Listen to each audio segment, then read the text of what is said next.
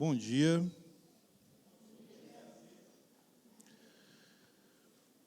Feliz Dia dos Pais para todos os pais, né? Todos aqueles que são pais, aqueles que desejam ser pais, aqueles que serão pais, aqueles que são pais e talvez nem sabem. Para todos, um feliz Dia dos Pais. Gente, hoje é uma data meio, assim, é uma data especial para mim, né? E, na verdade, tem a ver com a primeira coisa que eu vou falar aqui. Então, para quem já me conhece, tal, para quem não me conhece, prazer, meu nome é Arlindo, sou um dos pastores aqui dessa igreja. Se você está nos visitando, seja muito bem-vindo, é um prazer ter você aqui conosco. Se você quiser saber mais sobre a nossa comunidade, sobre a nossa igreja, depois eu vou pedir para os líderes das igrejas caseiras levantarem. Mas, essa semana, no dia 7, que foi terça? Segunda? Acho que foi segunda. Foi segunda, né? Então, nessa segunda, dia 7, fez 17 anos da minha conversão, né? Ali entre as 19 e as 21h30. Estou quase maior de idade. Já posso votar no céu. Mas, então, fez 17 anos desde a minha conversão. Já contei a história aqui algumas vezes, então eu tive um processo que foi longo de conversão, foi um processo um tanto quanto solitário. Eu praticamente converti lendo a Bíblia sozinho em casa, mas lendo a Bíblia durante alguns anos. Essa leitura da Bíblia, ela de alguma forma me aproximou de Deus e me afastou da igreja evangélica. Que é o que geralmente acontece quando você lê muito a Bíblia. Costuma te afastar da igreja evangélica, infelizmente. Porque eu não era crente, mas eu tinha amigos que eram crentes, mas eu lia a Bíblia e eu sabia que eu precisava de ajuda, e por ler a Bíblia, eu sabia que quando eu encontrasse ajuda, eu ia chamar eles, porque eles estavam precisando também.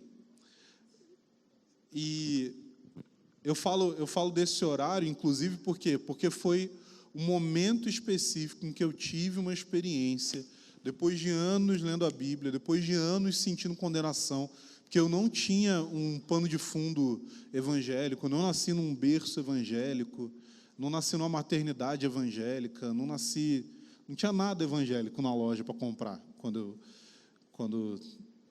eu nasci. Então, eu não tinha muita noção de algumas coisas. E uma delas, talvez a principal, é que eu não tinha noção do Evangelho. Então, eu não tinha ideia do que significava a graça de Deus. E o que eu absorvia de outras pessoas, inclusive de pessoas que eram de igrejas, era que o que eu precisava? Eu precisava viver uma vida correta, e se eu vivesse uma vida correta, eu seria salvo. Tinha que viver uma vida certinha. Eu não vivia uma vida certinha, muito pelo contrário. Eu vivia uma vida bem erradinha. E aí eu pensava assim, eu preciso, então, melhorar aqui, mudar essas coisas, né, para eu poder ser salvo. E nesse dia, né, no dia 7 de agosto de 2006, eu tive essa... Eu estou certo na minha conta? É 17 mesmo? Quem é bom? O Miranda. Miranda, você tem que ser bom de fazer conta. Senão eu estou perdido. Mas, então assim, nesse dia, eu tive duas experiências com Deus. Uma delas foi que, quando eu acordei, como era de costume, eu acordei ali, né, mais ou menos por volta das 12, também conhecido como meio-dia. Aí eu tomei meu café da manhã, aí eu já tinha parado de fumar maconha, porque estava dando uma onda ruim. Ler a Bíblia e fumar maconha não estava dando certo. E aí eu levantei e tal, comi, assisti um Maluco no Pedaço, assistiu A Patroa e as Crianças, assisti um comecinho de, como é que é? Pérola Negra, passava, né? Mas aí era muito ruim, não dava, novela do SBT. E aí, o que eu fazia? Eu tinha essa rotina aí e tal, depois eu ia fazer algumas coisas em casa e saía para andar de skate.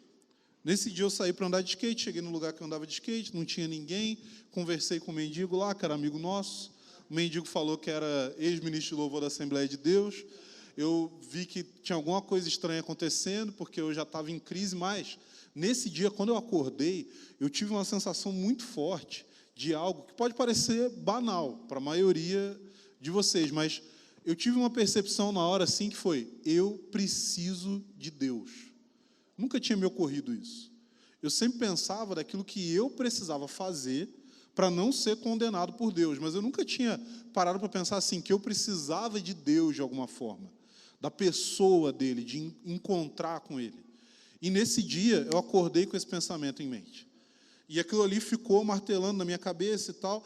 E aí depois, quando eu fui para esse lugar, eu tive a segunda experiência, que além de eu ter esse sentimento de que eu precisava de Deus, eu tive uma experiência de, na hora que eu estava indo embora para minha casa, porque os meus amigos não estavam lá andando de skate, porque eles tinham saído para fumar maconha, e aí eu não estava mais fumando maconha, e aí eu não tinha o que fazer lá.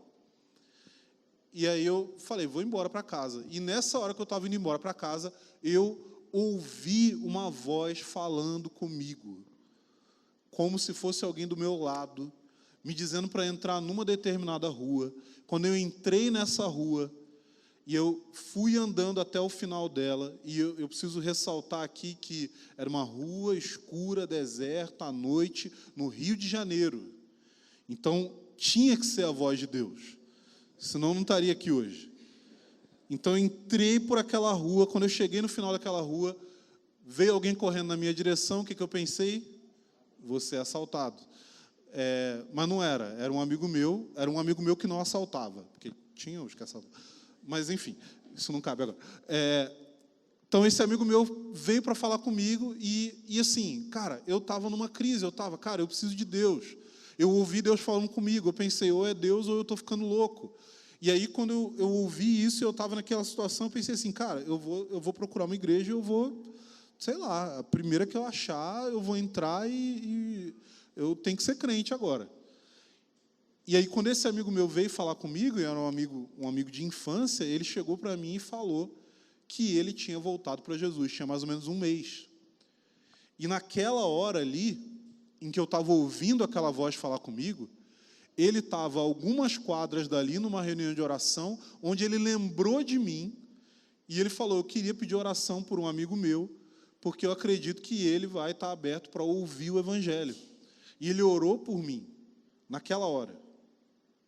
Isso daí já é importante para a gente pensar o seguinte: a gente às vezes despreza o poder que tem orar por pessoas que nós conhecemos e que não conhecem Jesus. A gente precisa orar por essas pessoas, a gente precisa colocar elas diante de Deus.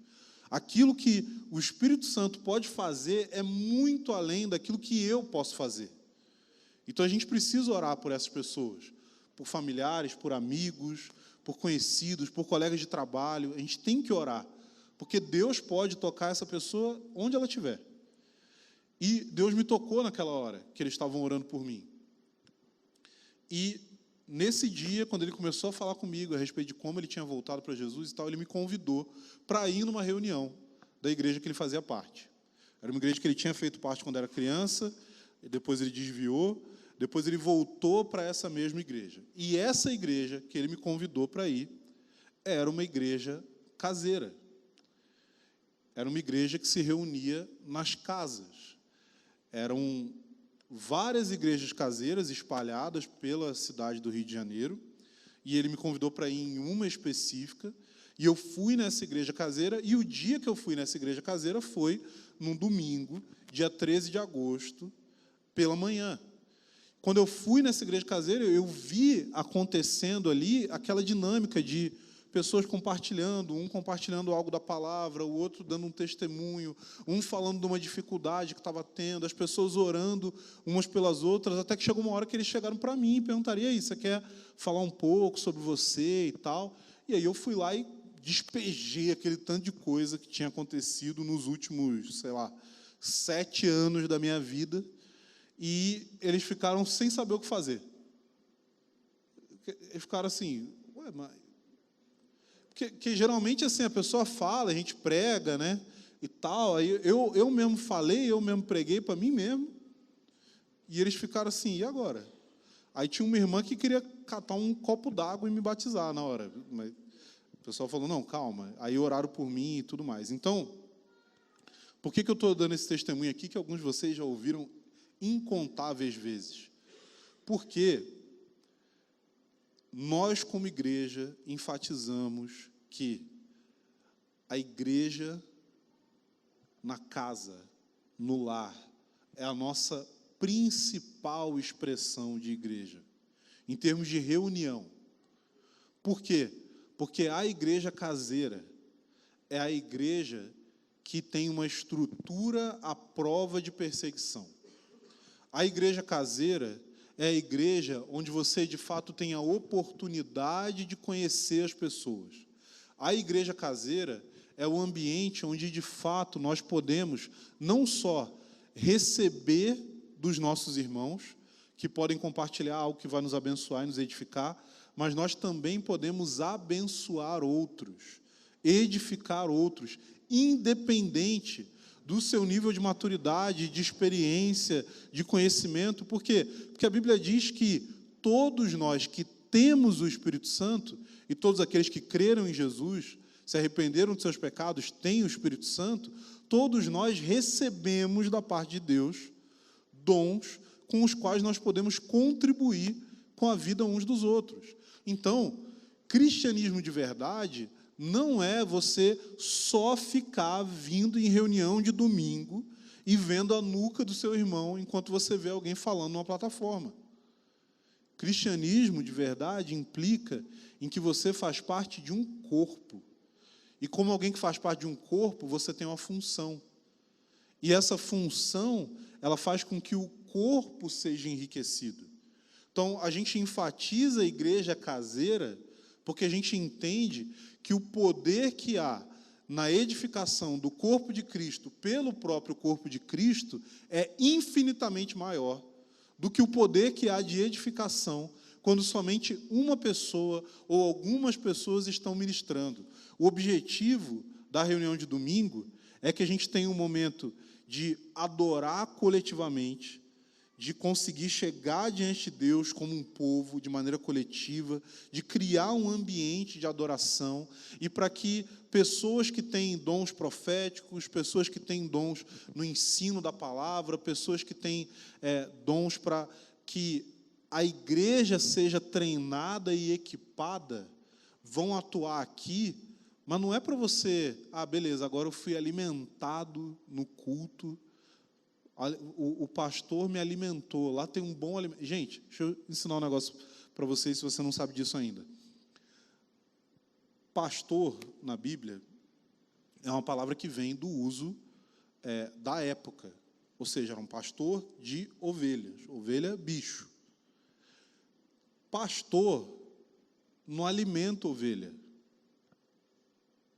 Se você já viu qualquer tipo de criação de animal, você sabe disso. O pastor, o cara que cuida das ovelhas, ele não alimenta a ovelha. Eu nunca vi um pastor com uma ovelha numa cadeirinha de bebê, assim, né? A ovelha com babador, e ele com uma tigela de grama, né? Pegando ali e colocando na boquinha da ovelha. Como que a ovelha se alimenta? Ela mesma vai lá e come o negócio. Qual que é a função do pastor? A função do pastor é, vamos aqui comigo, ali tem alimento. Não é assim, se o pastor está dando comida na boca da ovelha, é porque a ovelha está doente. É a única possibilidade. Qual que é o problema hoje? A gente tem um monte de crente doente. Um monte de crente que está recebendo comida na boca e, se não receber, morre.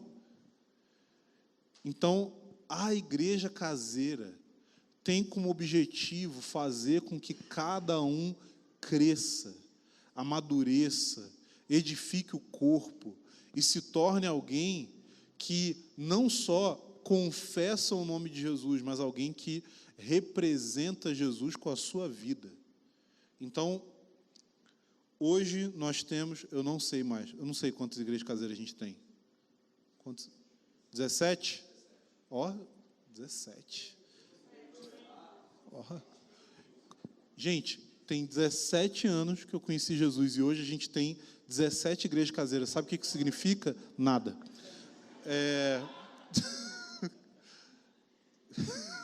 Absolutamente nada.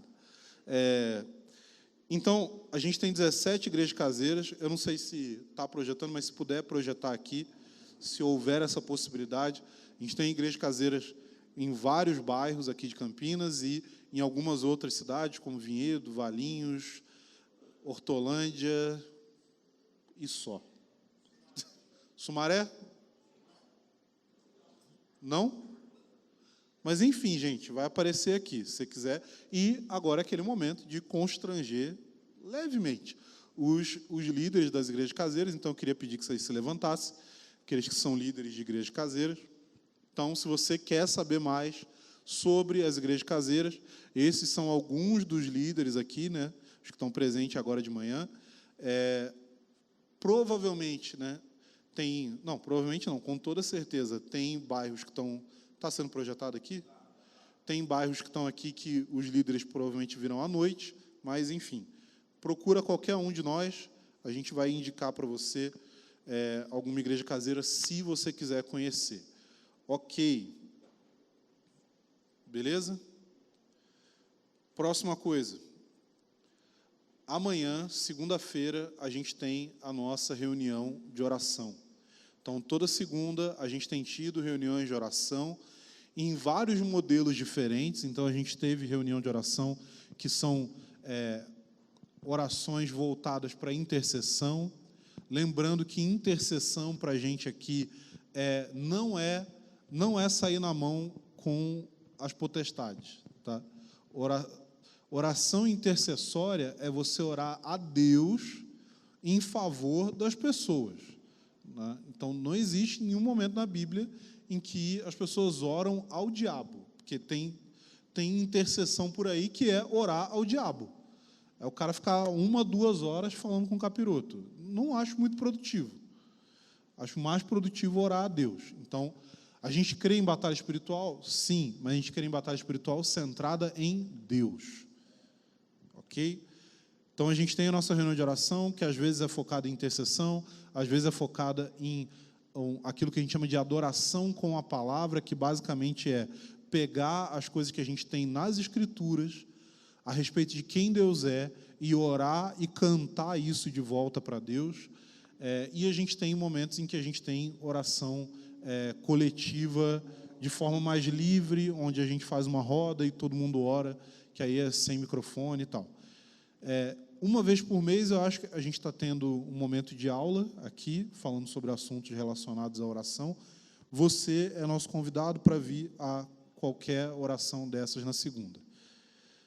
Lembrando que nós cremos que a identidade da igreja, como Jesus mesmo vai dizer, né, é que a igreja é uma casa de oração. Casa de oração no sentido de que a oração é parte central da nossa identidade, porque a oração tem a ver com comunhão com Deus. E todos aqueles que foram salvos para viver uma vida de comunhão com Deus. Última coisa que eu vou falar aqui de aviso é que a gente vai ter em outubro, final de outubro, qual que é a data exata? 27 e 28 de outubro, nós vamos ter a nossa conferência Mais Amor e Mais Poder, que vai acontecer no Salão da Lagoinha, que eu não sei o endereço. Mas é só você entrar no Instagram, gente. O que eu queria dizer sobre a conferência é só o seguinte: quais são os objetivos que a gente tem com essa conferência? Um deles é celebrar, porque é mais ou menos a época em que a gente vai fazer 5 anos do início da comunidade aqui em Campinas. Então, foi uma longa jornada aí, e a gente viveu muita coisa junto, então é o momento da gente celebrar isso. Outra coisa que a gente quer criar um ambiente da presença de Deus, e por isso a gente está investindo nessa conferência, tanto no sentido dos nossos esforços, quanto no sentido financeiro, porque a gente quer criar um ambiente da presença para 2 coisas. Uma é para que nós tenhamos uma experiência coletiva com a presença de Deus, mas também porque a gente quer abençoar a cidade de Campinas com a presença de Deus. A gente quer criar esse ambiente para que pessoas possam vir estar conosco, sejam cheias da presença, se encontrem com Deus ali e sejam empoderadas para poder levar mais da presença de Deus para qualquer lugar para onde elas voltarem. Sejam irmãos que são de outras comunidades aqui de Campinas ou pessoas que vão vir da região ou de outros lugares do Brasil. A gente quer gerar esse ambiente e, por isso, a gente está trazendo pessoas para ministrar que a gente crê que vão cooperar com esse ambiente. Agora, eu sei que algumas pessoas ficaram um pouco preocupadas em relação aos valores. Teve gente que, inclusive, foi falar, mas teve uma conferência em tal lugar que foi mais barato que isso e tal. Primeiro, assim, cara, a conferência está a um preço muito baixo comparado ao que você tem por aí.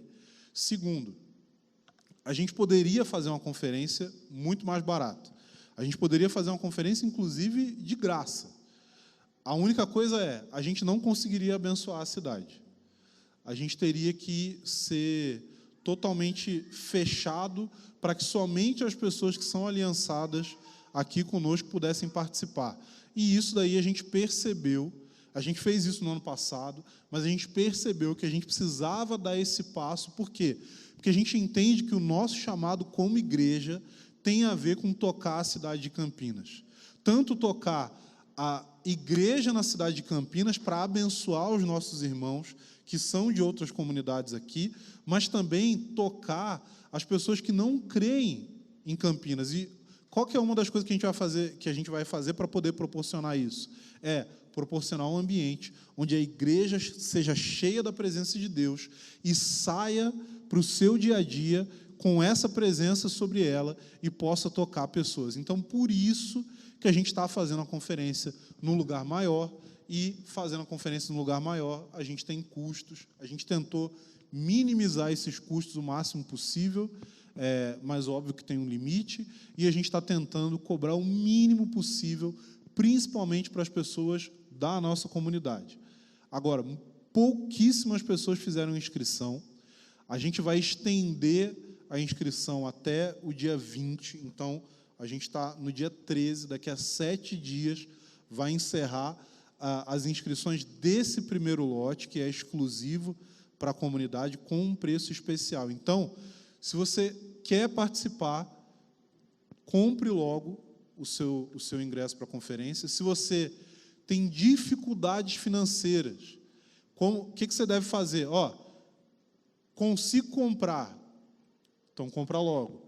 Não consigo porque estou com dificuldades financeiras. Procure os seus líderes. Procure o seu líder de igreja caseira. Fala assim, eu estou com dificuldade e tal, eu só tenho tanto, eu não tenho o valor todo. E aí, a gente vai resolver isso. Agora, uma coisa que não dá para acontecer é falar assim, é porque eu achei que está muito caro. Não, isso daí é só reclamação. Não vai ajudar nada. Porque se você achou que está muito caro e você tem dinheiro para pagar, você está reclamando à toa. E se você achou que está muito caro, mas você não procurou alguém da liderança para falar assim, eu não tenho condições de pagar, então você só quer reclamar. Então, vamos ser coerentes aí. A gente não quer deixar ninguém de fora por questões financeiras. Ok? Gente, que tanto de aviso, né? Mas também eu fui querendo pregar nos avisos.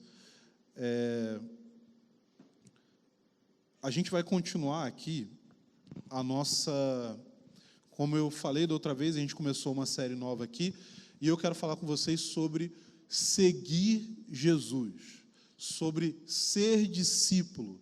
E ser discípulo significando imitar a vida de Jesus, andar conforme Ele andou, que é o nosso chamado. Nós não somos chamados apenas a olhar para Jesus, a contemplar Ele e adorá-lo, mas a gente também é chamado para imitar a vida de Jesus a partir do momento que nós cremos nele e nos tornamos discípulos dele. Então, hoje, eu quero falar sobre a diferença entre mansidão e fraqueza. Mansidão e fraqueza. Se você está com sua Bíblia aí, vamos abrir em Mateus 11, versículo 29. Mateus 11, 29.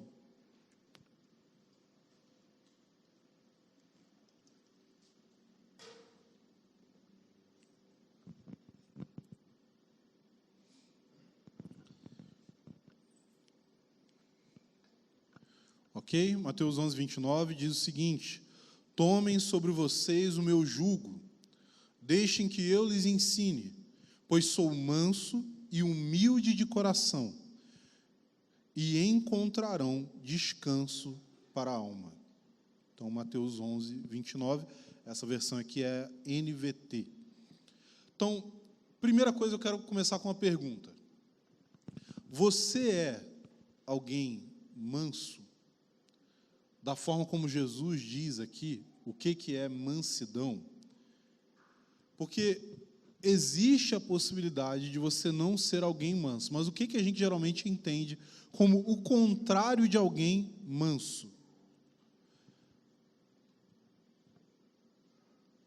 Geralmente, na nossa cabeça, a gente pensa assim, ou alguém é manso ou alguém é bravo, não é? Parece que o antônimo é esse, né? Então, você pode ser manso ou você pode ser bravo. Mas existe uma outra alternativa. Porque ser manso é diferente de ser frouxo. Então, a gente pode dizer que Jesus era manso, mas a gente não pode dizer que Jesus era frouxo. Então, o que é mansidão? Mansidão na Bíblia, e essa é a definição correta do que significa mansidão de fato, o que é um animal? Não vou xingar ninguém não, tá? Mas assim, um animal manso não é um animal fraco, correto? Um animal manso não é um animal acovardado. Então, quando você tem um cavalo que é domado e ele se torna manso, isso significa o quê? Isso significa que ele perdeu a força dele? Não. Isso significa que, a partir daquele momento, a energia ou a força dele está sob controle. Então, mansidão significa energia controlada. Significa a habilidade de administrar a própria força. Alguém que é bravo não é alguém que consegue administrar a própria força. Por quê? Porque é alguém que está com sua força descontrolada. Ele não consegue administrar a força que ele tem. E ele exerce essa força de forma exagerada, de forma imprópria. Então ele não é uma pessoa mansa. Mas alguém fraco nunca poderia ser manso, porque alguém fraco não tem força ou energia para controlar. Então, ser manso significa ter força, ter energia, mas estar debaixo de controle. Não é a mesma coisa que covardia. Porque covardia, independente se o indivíduo tem ou não força, mas a covardia é acreditar que não se tem força. A pessoa pode ser forte, mas se ela é covarde, isso não vai adiantar de nada. Por quê? Porque ela vai se retrair diante dos desafios. Mansidão também não é timidez, porque timidez tem a ver com você ter dúvida, com você ter insegurança em relação à sua própria força. Se uma pessoa é tímida, ela tem basicamente medo. Ela tem medo do que pode acontecer. Ela tem medo do que ela é capaz de fazer. E mansidão, como eu já disse, também não é fraqueza, não é falta de força. Agora, pensando nisso, eu quero trazer para você uma citação tem um psicólogo canadense chamado Jordan Peterson. Tem alguns livros dele em português. E ele diz um negócio bem interessante. Ele fala o seguinte, que hoje, no mundo, né, então, abre aspas aqui, né, todo mundo diz, bem, você deve ser inofensivo, virtuoso, não deve fazer mal a ninguém, deve esconder o seu instinto competitivo, você não quer ser muito assertivo. Não, errado. Você deve ser um monstro absoluto. E então, deve aprender a controlá-lo.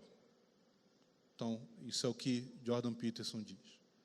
Basicamente, o que ele está dizendo aqui é o seguinte, e ele está falando isso baseado no conceito de mansidão, segundo a Bíblia. Ele usa Jesus como um exemplo, e as palavras de Jesus como um exemplo, quando ele tem essa fala aqui. Ele está dizendo que você não tem a possibilidade de ser uma pessoa pacífica se você não for uma pessoa forte.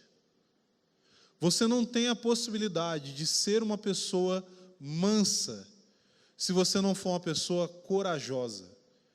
Porque a mansidão aliada à covardia não é mansidão, é só covardia.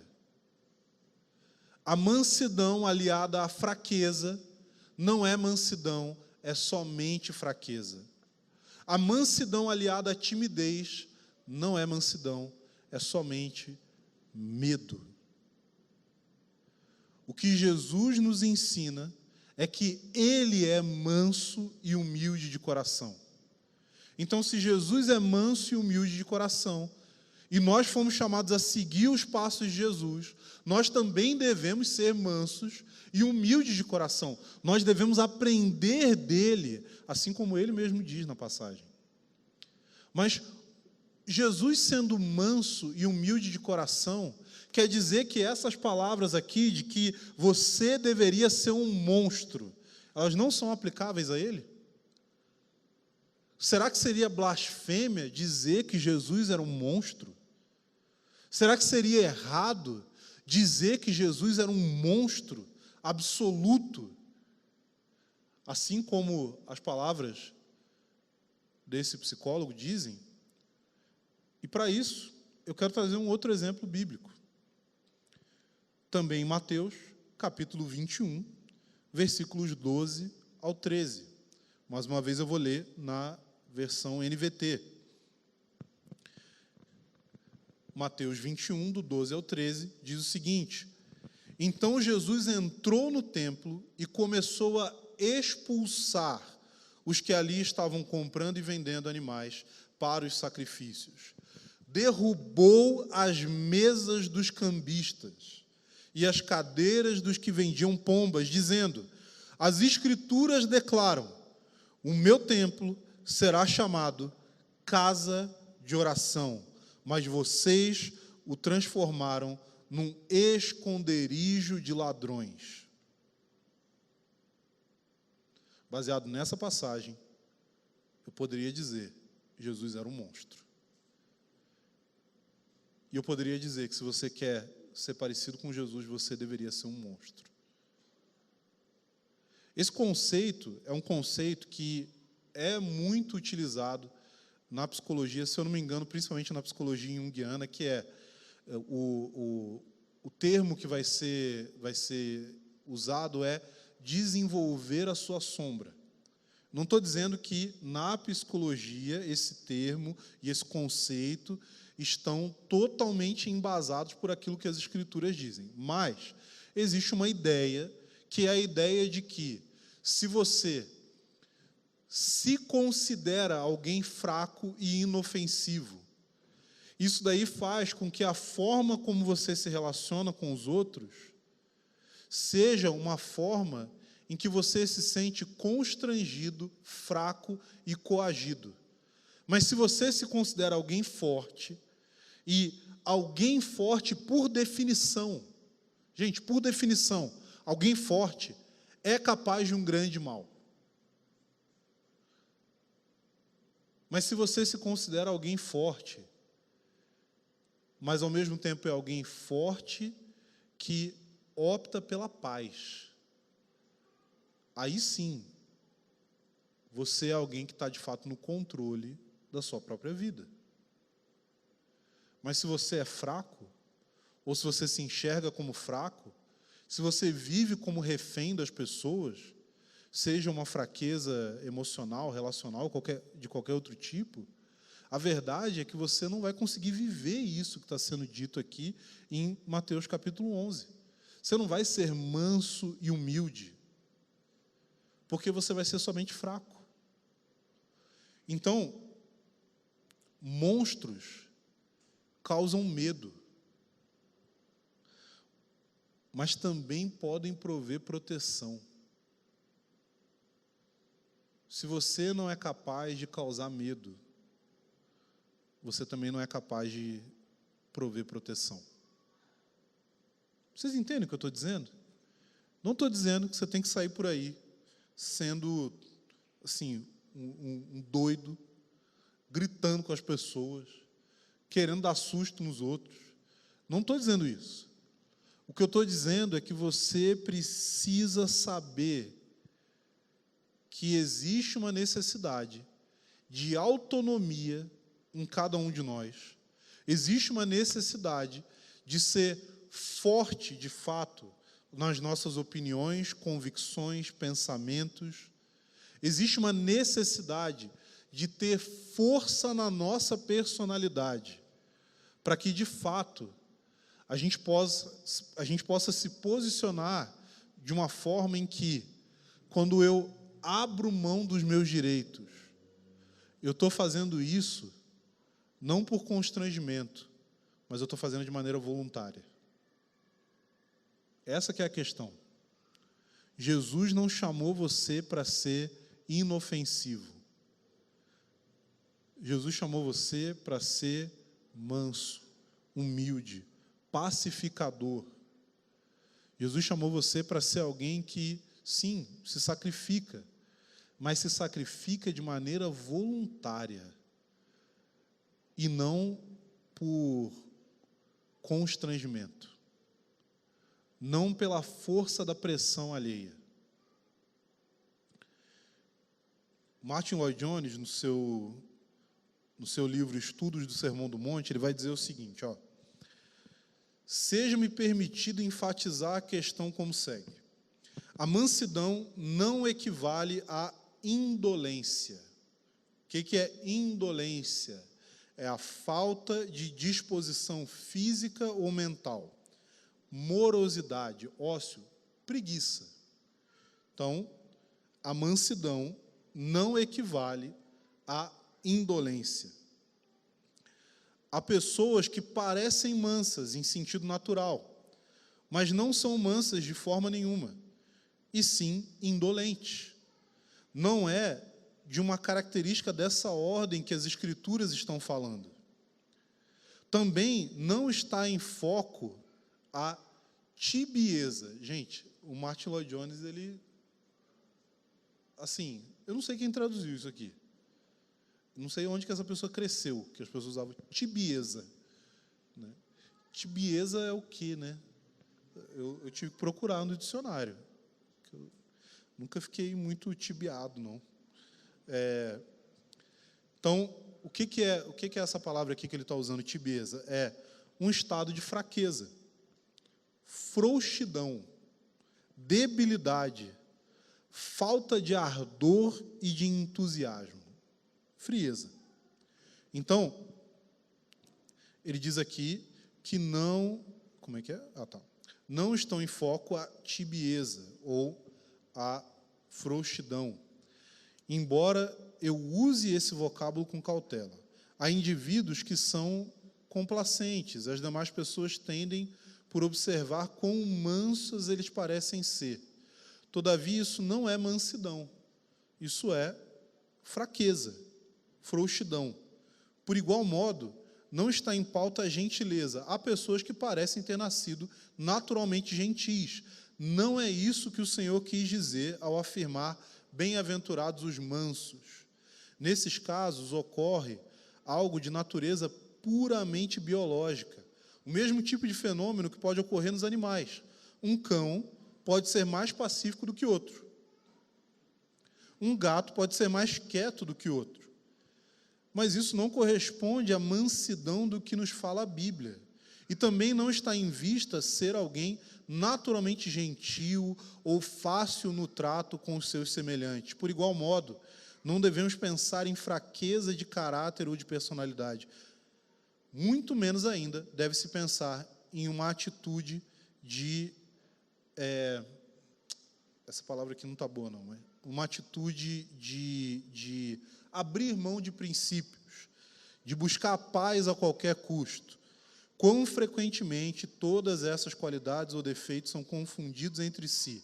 Quantas vezes é considerado manso o indivíduo que diz: prefiro qualquer coisa a entrar em disputa ou conflito. Concordemos, procuremos eliminar as distinções e divisões. Abrandemo-nos em relação a essas perguntas e coisas que nos separam.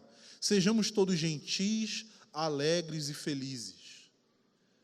Lloyd Jones está dizendo aqui basicamente o seguinte: se você foge do conflito simplesmente por não querer conflito, você não é manso, você é fraco, você é covarde. Se você foge do conflito porque você tem medo, isso significa que você está se rendendo ao medo das pessoas. E é incompatível um indivíduo ter temor a Deus e ter medo dos homens. É incompatível. Se você tem medo das pessoas, você não anda em temor a Deus. Se você tem medo... E o que eu quero dizer com ter medo das pessoas? Eu quero dizer o seguinte: o que dirige a sua vida é o medo do que os outros vão dizer, do que os outros vão pensar, do que os outros vão fazer, do que os outros vão te pressionar a fazer.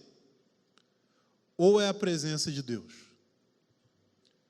Porque se a presença de Deus é aquilo que dirige a sua vida, você não tem medo dos homens. Ou, no mínimo, você não vive de acordo com o medo dos homens. Porque eu sei que é possível, sim, você se vê diante de situações em que você experimenta medo. Mas é possível experimentar medo e agir com coragem. E é exatamente esse tipo de dinâmica de experimentar o medo e agir com coragem que faz com que você se torne uma pessoa corajosa, uma pessoa forte. É exatamente isso que vai moldar. Por isso que a gente fala tanto... Gente, existe uma dinâmica natural daquilo que a gente fala das disciplinas espirituais. E essa dinâmica natural tem a ver com a prática de qualquer outra coisa. Se você pensar em coisas que a gente faz, por exemplo, quem aqui já praticou algum esporte radical? Alguém aqui? Ninguém, gente. Que isso? Vocês são muito tranquilos. Alguém aqui saltou de paraquedas? Aí, ó, saltou de paraquedas, aí, muito bem. Alguém aqui já, sei lá, andou de skate, pegou onda, fez mergulho? Alguém fez mergulho aqui? Ninguém. Gente, vocês estão vivendo uma vida muito tranquila. Aí se eu perguntar assim, alguém aqui já usou droga? É melhor ninguém levantar a mão. É um esporte radical por si só. Mas assim, a questão é que, quando você faz algo pela primeira vez, que aquilo ali envolve algum tipo de risco, as primeiras vezes que você faz são muito mais tensas do que às vezes, posteriores. Por quê? Porque você se acostuma. Porque você ganha confiança. Porque você percebe... Eu lembro de um filme, é um péssimo exemplo que eu vou dar, tá, gente? É um péssimo exemplo. Péssimo exemplo do que fazer. Mas tem um filme, o filme é bom, que chama Hooligans. Alguém já viu aqui? Hooligans. Então, no filme, o cara fala o seguinte, que o cara vai para a Inglaterra e tal, e aí o cara que é, sei lá, primo, sei lá o que é dele, que é de torcida organizada, leva ele, aí ele sai na mão com os caras lá da torcida organizada, e ele diz o seguinte, ele fala assim, que quando você toma o seu primeiro soco na cara, e você percebe que você não é feito de vidro, aí você se sente muito mais livre. Assim, é um péssimo exemplo, não faça isso, não arrume briga na rua, tá?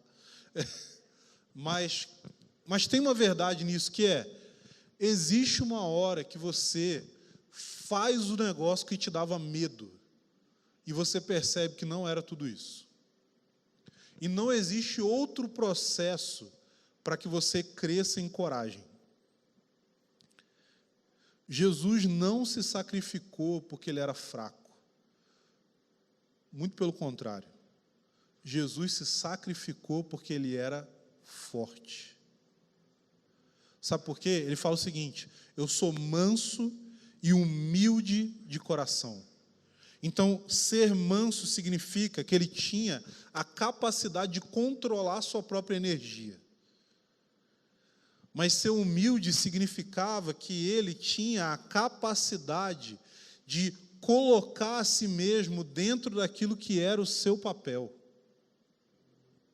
Por isso que em Filipenses vai dizer para nós que, mesmo sendo igual a Deus, ele não considerou o fato de ser igual a Deus algo a que ele devesse se apegar. Porque se Jesus não fosse humilde, ele não poderia se sacrificar.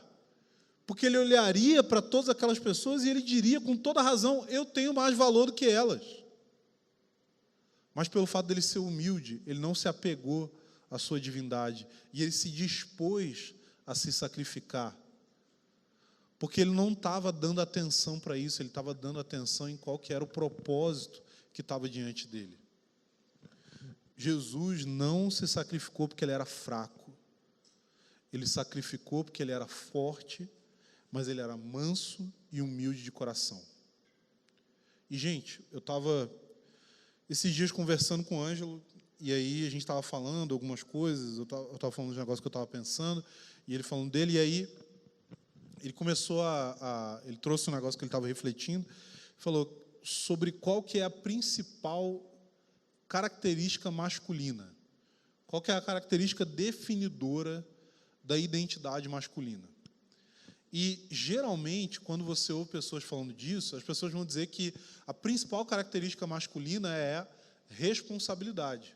Eu mesmo já falei isso. Só que aí ele foi falando que ele percebeu que, assim, cara, responsabilidade é algo que nós esperamos tanto de homens quanto de mulheres. Ainda que em alguns momentos sejam em áreas diferentes, mas a questão é que, se uma mulher for irresponsável, fica feio. Se um homem for irresponsável, também fica feio. E ele disse assim, mas eu acho que a característica masculina principal deveria ser algo que, se uma mulher não tiver isso, não é tão grave quanto um homem não ter isso. E aí, quando ele falou isso, na hora, eu já virei para ele e falei assim, é coragem, né, que você está pensando. A principal característica masculina é coragem. Por quê? Não é que as mulheres não podem, ou não até devam ser corajosas. Mas a questão é que, se uma mulher se vê diante do perigo e não apresenta coragem, isso daí vai ser compreensível. Principalmente se você está lidando com um perigo físico. Mas se um homem se acovarda diante de uma situação, isso daí é muito mais grave. muito mais grave. Então, quando Jesus fala a respeito de ser manso e humilde de coração, é óbvio que todos nós, tanto os irmãos quanto as irmãs, somos chamados a abraçar essa característica e crescer em coragem, crescer em mansidão, crescer no desenvolvimento da nossa força. Mas a gente precisa urgentemente de homens corajosos, de homens que estão dispostos a, ao mesmo tempo, ter força, mas controlar essa força. Ao mesmo tempo, ter força, mas estar disposto a sacrificar. Ao mesmo tempo, ter força, mas assumir riscos e fazer aquilo que precisa ser feito. E parar de se acovardar diante das situações, parar de ter medo dos homens, parar de ter medo da opinião dos outros. Nós precisamos de homens. E nós precisamos de homens que se pareçam com Jesus. Hoje é Dia dos Pais. E como pais, qual que é o tipo de homem que nós vamos modelar para os nossos filhos e para as nossas filhas? Porque se você for um covarde, o que você está demonstrando para os seus filhos é que covardia é o caminho a ser seguido. Mas se você tiver coragem, e coragem não implica, obviamente, em falta de risco. Coragem não implica, obviamente, em ausência de erros. Coragem implica em disposição de fazer o que precisa ser feito e de assumir os erros quando eles são cometidos. Então, eu queria finalizar aqui dizendo o seguinte. Primeiro, eu falei sobre ser forte. Eu falei sobre ser corajoso. Mas a realidade é que nós somos fracos. Nós somos pecadores. Nós não temos a força suficiente para ser, de fato, manso e humilde como Jesus foi. Só que aquele que era forte, ele se fez fraco voluntariamente, para que nele nós recebêssemos o poder que se aperfeiçoa na nossa fraqueza. Jesus era forte, mas ele abriu mão de usar dessa força para que nós pudéssemos ser fortalecidos.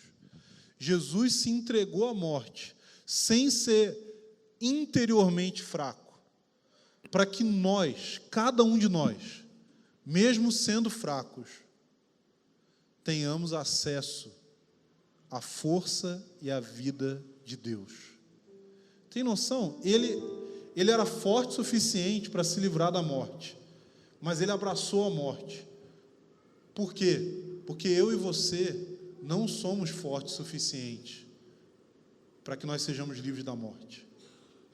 Mas hoje a gente pode olhar para ele, a gente pode olhar para a força dele, e nele nós encontramos vida, nele nós encontramos força, nele nós temos acesso a algo que pode sarar cada uma das nossas feridas, cada uma das coisas que nos traz covardia, fraqueza e lembrança daquilo que a gente não consegue.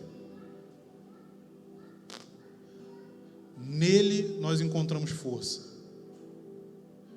Gente, mas é nele. Precisa lembrar disso.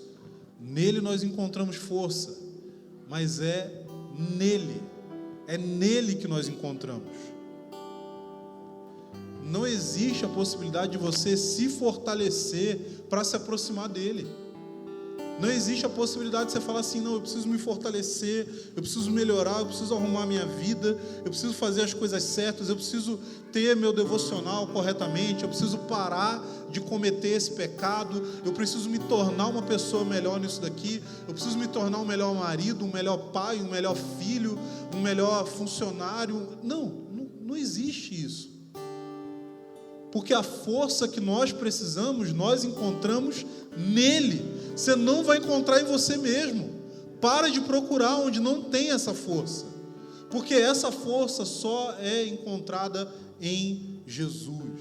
Porque só em Jesus nós encontramos vida.